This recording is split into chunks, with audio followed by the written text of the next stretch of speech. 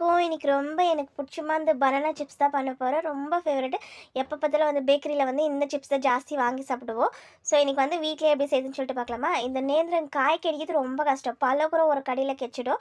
But காய் ரொம்ப rare கிடைக்கிது. நேற்று நாங்கள் இன்ஃபென்ட் ஜீசஸ் சர்ச்சுக்கு போயிருந்தோம். ஸோ அங்கே விற்றுருந்தாங்க. நாங்கள் 1 கேஜி வாங்கினோம். 1 கேஜிக்கு மேலேயே கொஞ்சம் இருக்குது. 100 ருபீஸ்ன்னு சொல்லி வாங்கினோம். ஸோ இப்படி போயிட்டு வரதுக்குள்ளே பார்த்தாக்கா அந்த கடையில் செகண்டுக்குள்ளே காலியாயிடுச்சு.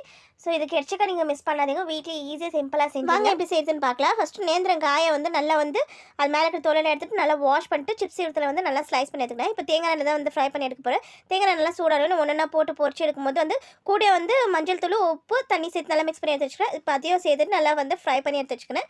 நான் ப்ளைனாக செப்பரேட்டாக கொஞ்சம் எடுத்து வச்சுக்கிறேன். பட் எல்லாமே ப்ளைனாக சாப்பிட்றதோட கொஞ்சம் ஃப்ளேவர் சாப்பிட்றதுக்கு எப்படி இருக்கும்னு சொல்லிட்டு நேந்திரம் சிப்ஸில் கொஞ்சமாக எடுத்து அதில் பெப்பர் தூள் தூவி நல்லா மிக்ஸ் பண்ணி வச்சுக்கிறேன். இன்னொரு பாதியில் சில்லி பவுடர் அது கூட உப்பு சேர்த்து நல்லா மிக்ஸ் பண்ணி வச்சுக்கிறேன். 3 ஃப்ளேவர் ரெடியாக இருக்குது. ப்ளைனு பெப்பர் அதுக்கப்புறம் சில்லி பவுடர் 3 டேஸ்ட் பண்ணி பார்க்க செம சூப்பராக இருந்துச்சு. நீங்களும் உங்கள் வீட்டில் ட்ரை பண்ணி பாருங்கள். இந்த வீடியோ உங்களுக்கு பிடிச்சி லைக் பண்ணுங்கள். சேனல் சப்ஸ்கிரைப் பண்ணுங்கள். பாய்.